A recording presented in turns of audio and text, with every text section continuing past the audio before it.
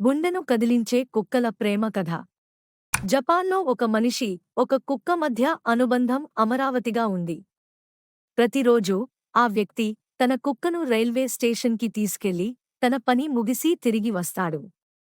కుక్క అతని కోసం అపురూపంగా ఎదురుచూస్తుంది.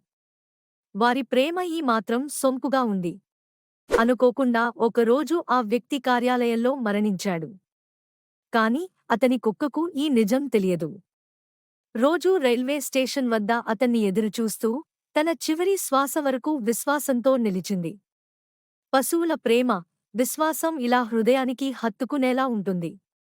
ఆ మనిషి మరణించిపోయినా ఆ కుక్కకు అతను చనిపోయాడని తెలియదు. ఎందుకంటే వాళ్ళ నిజమైన ప్రేమ మరీగా ఎప్పటికీ విసిరిపోంలేదు.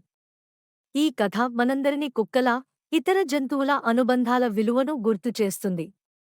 వారు మనకు జీవితాంతమూ తోడుంటారు. జంతువుల ప్రేమ అమూల్యం. ఇవాళ మీ జీవితంలో ఉన్న జంతువులను ప్రేమించండి. వాళ్లను నిర్లక్ష్యం చేయొద్దు.